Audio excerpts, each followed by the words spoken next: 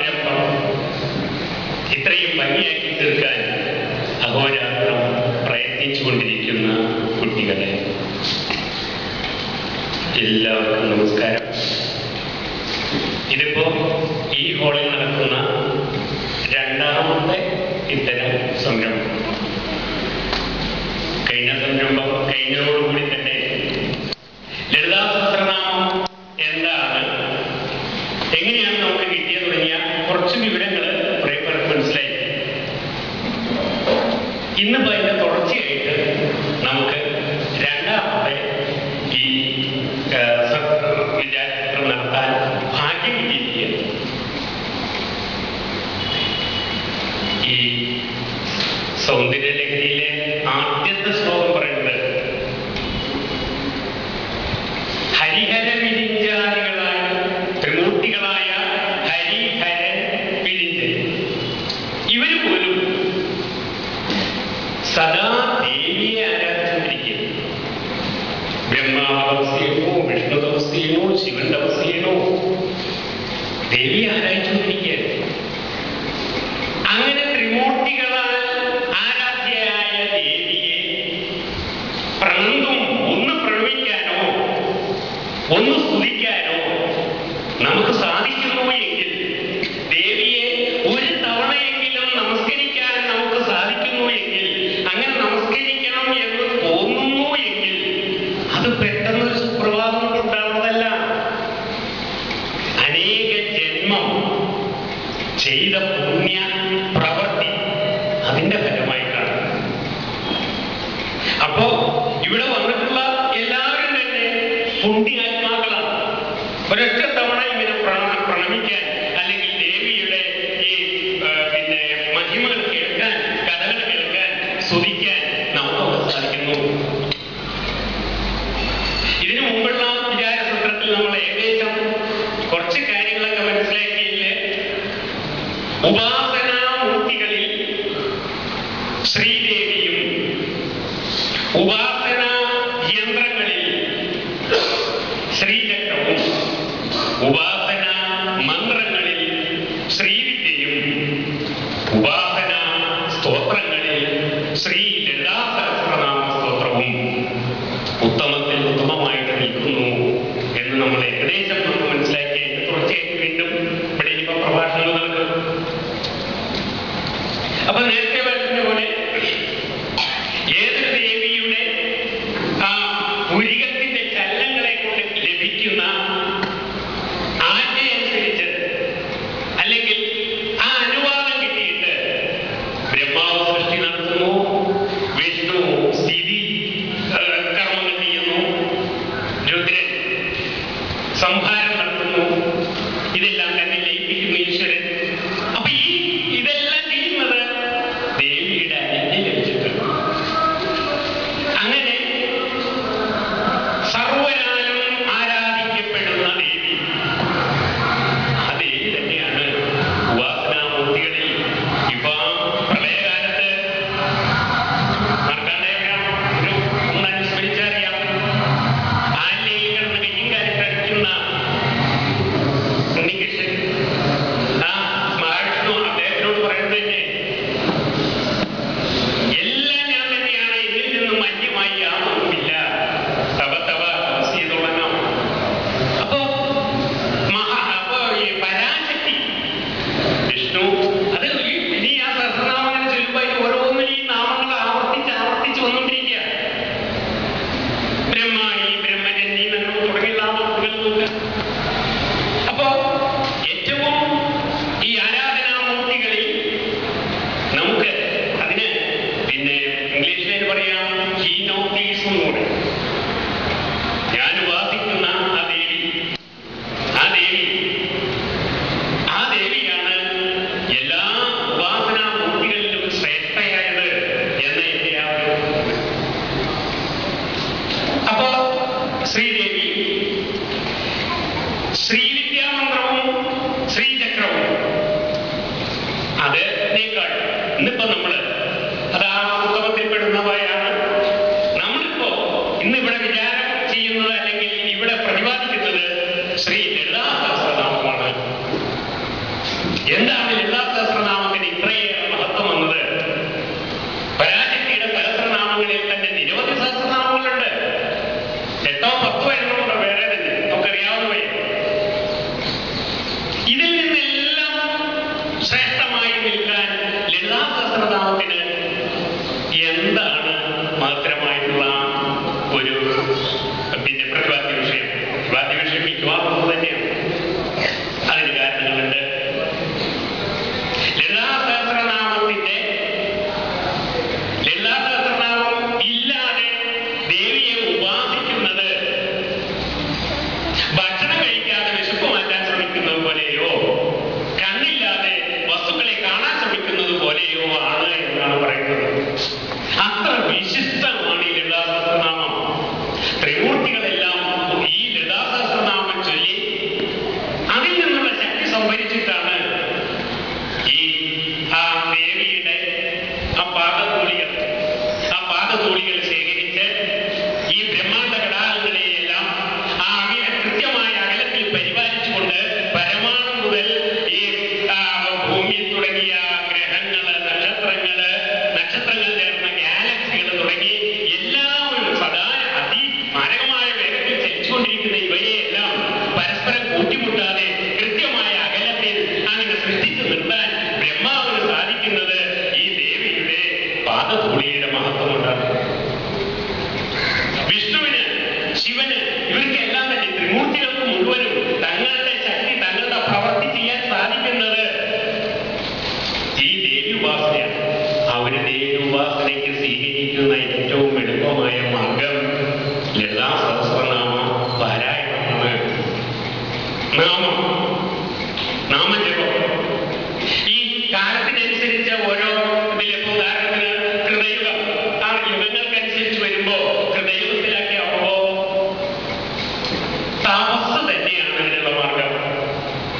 തപസ് അത് ആ യുഗം മാറുന്നതനുസരിച്ച് തപസ് മാറി യാഗങ്ങളായി, പൂജാരികളായി അങ്ങനെ വന്ന് കലിയുഗത്തിലെത്തുമ്പോ കലിയുഗത്തിലെ തപസ്സാണ് നാമജപം.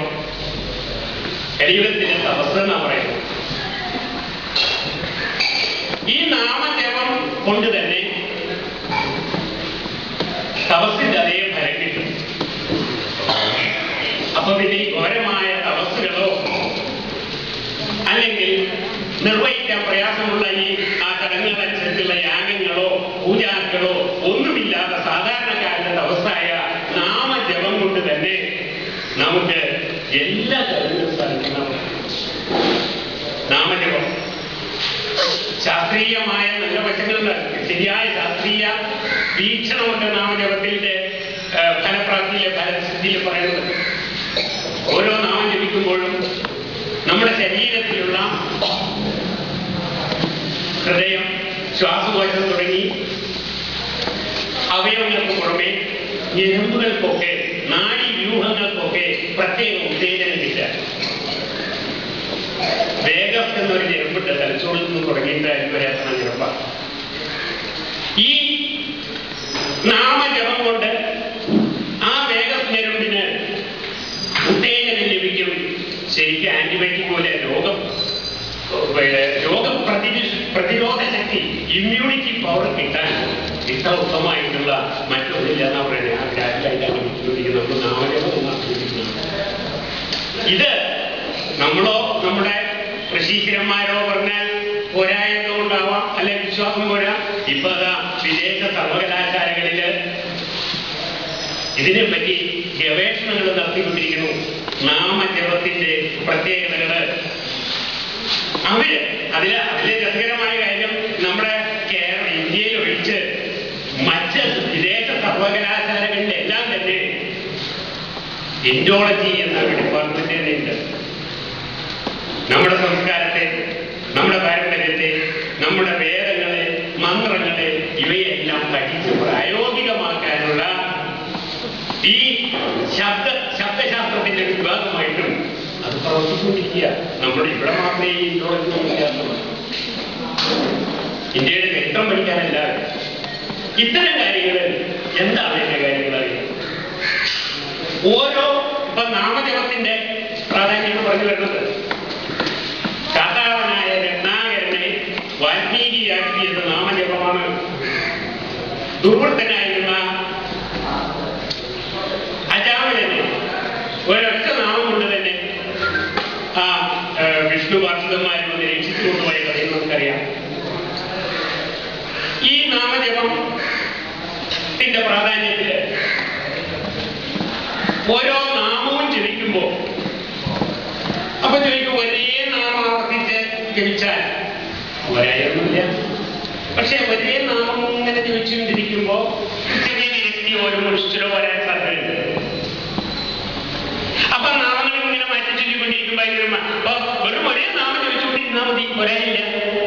പക്ഷെ ഒന്നിങ്ങനെ മാറ്റി ചെല്ലുമ്പോ തന്നെ അത് കുട്ടിക്കാലത്ത് കേട്ടിട്ടുണ്ട്.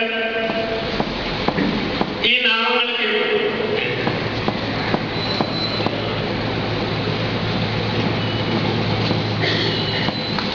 അപ്പോ നാമജപത്തിന്റെ പ്രാധാന്യം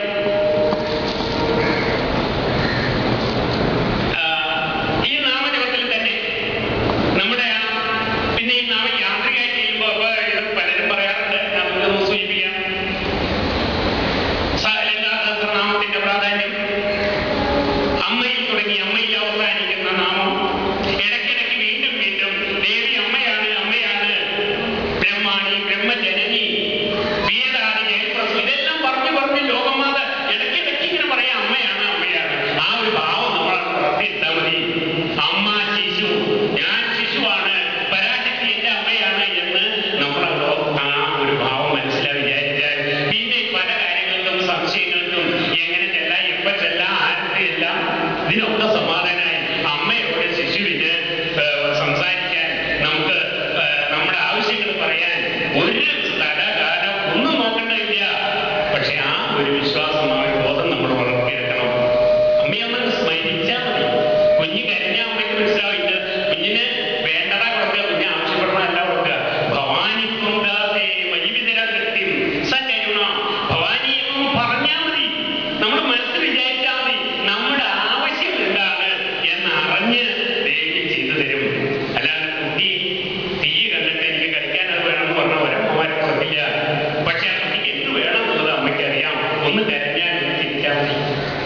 അപ്പൊ ഈ ഒരു ഭാവം നമ്മൾ ആ പിന്നെ മാതൃശിശു ബന്ധം പിന്നെ ആ ഉള്ളിനെ സൃഷ്ടിച്ചെടുത്താൽ പിന്നെ ഇങ്ങനെ പിന്നെ ഈ നാമം ചെല്ലുമ്പോ യാന്ത്രികമായി ചിലർ പറയാറുണ്ട്. അത് പഠിച്ചു കഴിയുമ്പോഴാണ് കൂടുതൽ അങ്ങനെ ചെല്ലിക്കൊണ്ടിരിക്കുന്നത്. നമ്മുടെ ശ്രീമാതാ മഹാരാജി മനസ്സിൽ വഴിക്ക് പോകുന്നു. അതൊന്ന്. രണ്ട്, ഇത് ഇല്ലാതെ കാണാതെ ചെല്ലി തുടങ്ങിക്കഴിഞ്ഞാൽ ആദ്യം വരെ ഉച്ചകളെ എത്തുമ്പോഴേക്ക് രണ്ടാമത്തെ എത്തുമ്പോഴേക്കും നമുക്ക് ഓർമ്മയിലേക്ക് അതും വരാറുണ്ടല്ലോ. ഇത് ഒന്ന് ശ്രദ്ധക്കുറവ്, അല്ലെങ്കിൽ ശ്രദ്ധ. രണ്ട്, അർത്ഥം അറിയാമെങ്കിൽ ഓരോ നാമവും നമ്മൾ അർത്ഥം ഇങ്ങനെ മനസ്സിലാക്കി ചെല്ലി വന്നാൽ ഇത് കുറെ ഒഴിവായിരിക്കണം. അല്ലാണ്ട് പൂർണ്ണമായും നമുക്ക് ഋഷീശ്വരന്മാരുടെ കൊണ്ട് മുഴുവൻ നമുക്ക് പറ്റുന്ന തരത്തിലുള്ള സ്ഥൂലരൂപ വർണ്ണനയുണ്ട്. ആദ്യം അന്ന് കഴിഞ്ഞ പിന്നെ പറഞ്ഞ കാര്യങ്ങള് ഈ സഹസ്രനാമം എങ്ങനെ കിട്ടി? ഈ സഹസ്രനാമത്തിന്റെ പ്രാധാന്യം വശനി തുടങ്ങിയ വാഗ്ദേവതകളാൽ നിർമ്മിക്കപ്പെട്ട ഈ സഹസ്രനാമം അതിന്റെ പ്രാധാന്യത്തിന്റെ മഹത്വം കഴിഞ്ഞ നമുക്ക് എങ്ങനെ കിട്ടിയ അഗസ്ത്യ മഹർഷി വഴി കിട്ടിയ കഥ വരെ ഇതെല്ലാം പറഞ്ഞതാണ്. അപ്പൊ അദ്ദേഹം എത്തിയിട്ടുണ്ട് പ്രഭാഷണം നടത്തുന്നതിന്.